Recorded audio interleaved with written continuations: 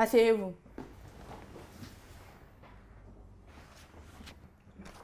Bonjour.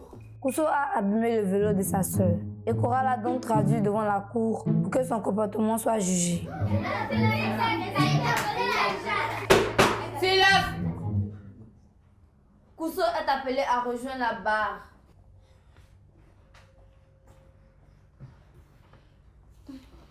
Kuso, connaissez-vous la raison de votre présence dans cette cour? Oui, votre honneur. Ma soeur m'a convoqué ici parce que j'ai abîmé son vélo. D'accord. Reconnaissez-vous donc les faits? Votre honneur, je reconnais que son vélo s'est gâté alors que je l'utilisais. Mais je n'en suis pas responsable. Bien.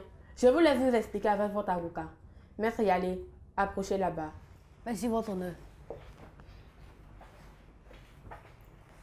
Kuso, dites-nous ce qui s'est réellement passé. Maître, ma maman m'avait envoyé à la boutique. J'ai utilisé le vélo de ma soeur Cora.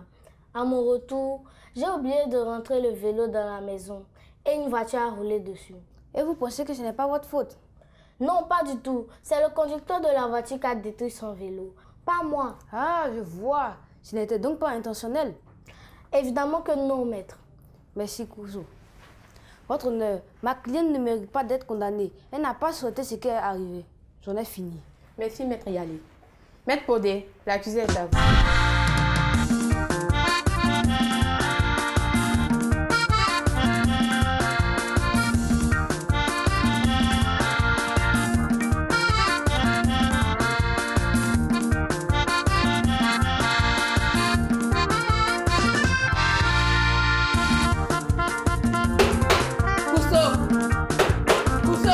Excusez-moi, votre honneur.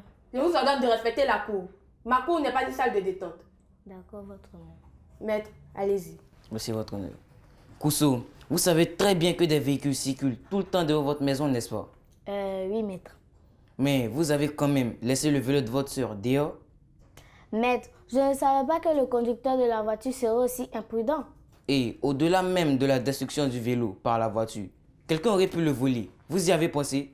Maître, ma maman m'attendait. Je n'ai pas eu le temps de penser à tout cela. Dès que je suis rentrée déposer la course, j'ai entendu un énorme bruit. À mon retour, il était déjà trop tard. Vous avez l'air de croire que vous n'êtes pas responsable de ce qui est arrivé. Mais vous vous trompez. C'est vous qui avez pointé le vélo de votre soeur et c'est donc vous qui en étiez responsable. Votre honneur, je n'ai plus de questions à lui poser. Je souhaiterais maintenant entendre la plaignante. Bien.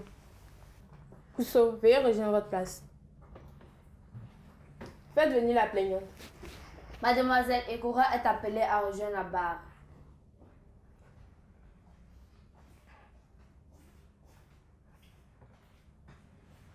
Bonjour, mademoiselle Ekora. Que reprochez-vous à votre soeur? Maître, je sais qu'elle n'a pas souhaité cet accident, mais elle refuse d'assumer sa négligence. Silence! Maître, poursuivez. Je vous remercie, votre honneur. Votre honneur, c'est normal qu'elle soit applaudie. Parce qu'elle est très sage pour son âge. Ce sera tout.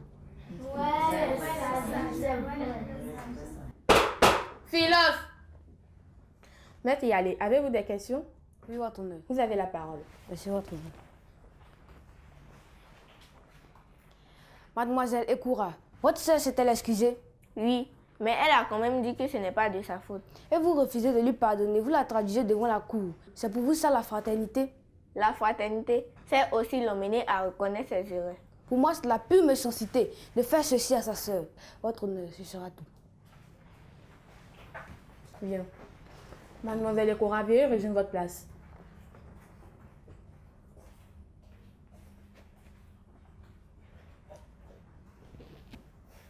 Merci à tous et à chacun. Je suspends donc la séance. Nous reviendrons dans peu de temps pour donner le verdict.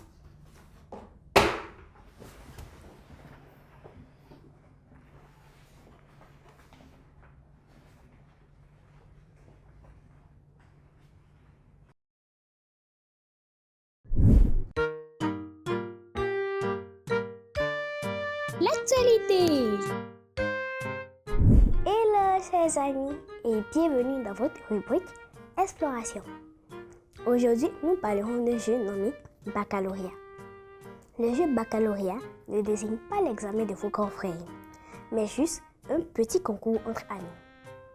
Il s'agit de donner au travers le nom de fille, garçon, fruit, pays, ville, capitale ou d'animaux, suivant les lettres de l'alphabet tirées au hasard tour à tour par chacun des joueurs.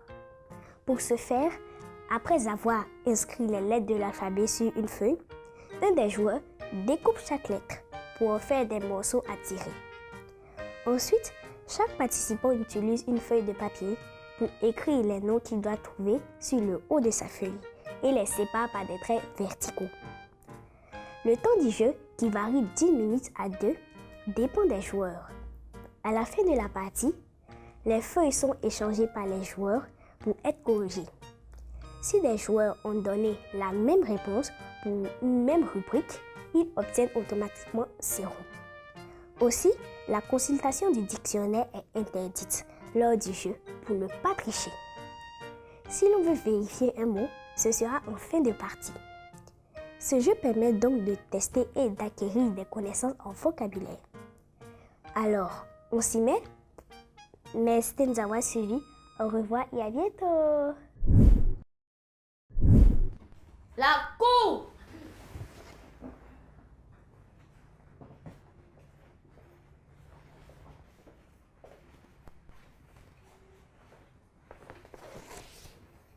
Veuillez vous asseoir.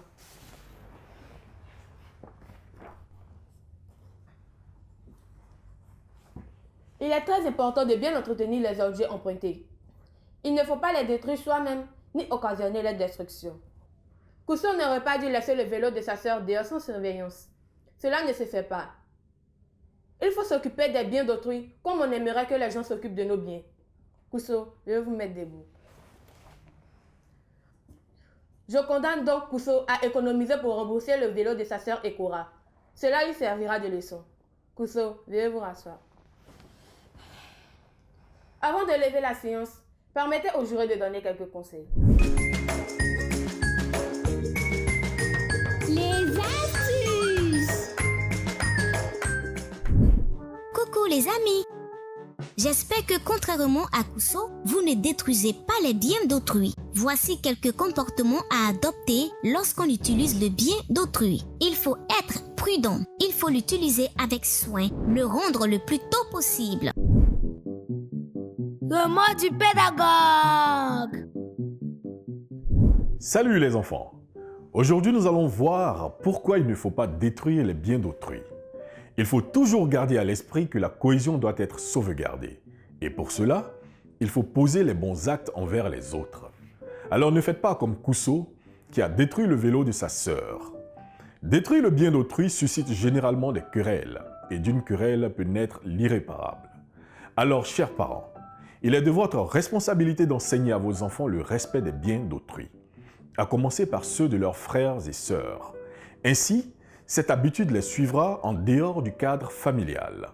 Apprenez-leur l'importance du respect des biens d'autrui en insistant sur certaines conséquences désastreuses que peuvent engendrer le fait de détruire les biens qui ne leur appartiennent pas, à savoir de la bagarre, qui peut causer des blessures ou la prison dans le pire des cas. Mais aussi, cela peut détruire les relations fraternelles et amicales avec les autres.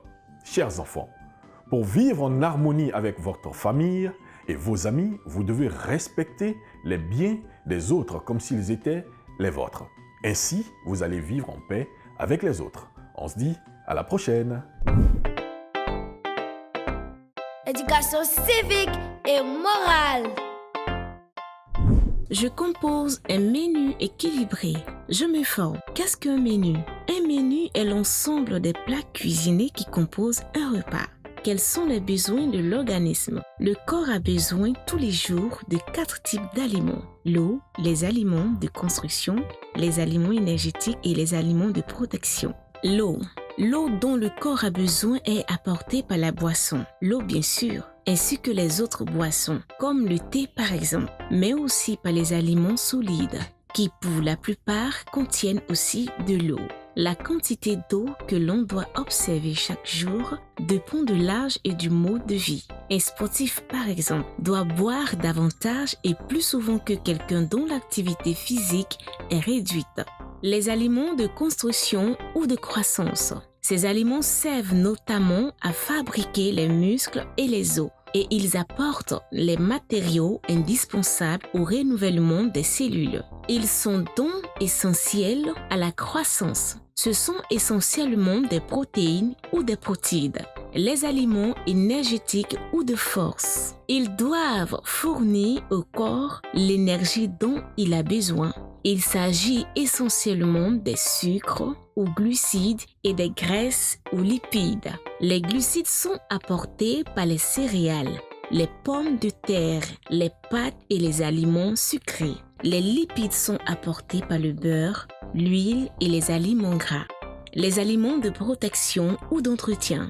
Il doit fournir au corps ce dont il a besoin pour fonctionner correctement. Il s'agit pour l'essentiel des vitamines, des sels minéraux et des fibres qui sont notamment présents dans les légumes et les fruits. Qu'est-ce que manger équilibré? Manger équilibré, c'est apporter chaque jour tous les types d'aliments à l'organisme. Il existe quelques conseils simples pour bien manger. Le meilleur moyen de manger équilibré, c'est de manger de tout, en quantité raisonnable à des moments réguliers. Il est important de prendre 3 repas par jour. Petit déjeuner, déjeuner ou dîner, et un goûter l'après-midi pour les enfants. Les apports alimentaires doivent être adaptés en fonction de l'âge, c'est-à-dire qu'on mange plus qu'on est en pleine croissance et en activité. Pourquoi faut-il manger équilibré? L'homme a besoin chaque jour de manger et de boire. L'alimentation est indispensable à la vie. Une bonne alimentation doit fournir à l'organisme les éléments dont il a besoin pour bien fonctionner. Une bonne alimentation est l'une des clés essentielles de la santé. En effet, une bonne alimentation favorise la bonne croissance du corps et le développement de l'intelligence, procure de l'énergie et de la force au corps, élimine les risques de maladies telles que le kwashiorkor, le marasme. Je m'engage. Une alimentation équilibrée favorise le développement du corps et permet d'être en bonne santé. C'est pourquoi je m'engage à manger équilibré afin d'être toujours en bonne santé et d'obtenir ainsi de bons résultats scolaires. J'espère que vous avez bien noté nos conseils. Tâchez de bien vous comporter. Sinon, vous viendrez au banc des accusés dans cette cour, qui est loin d'être une cour de récré. La séance est levée.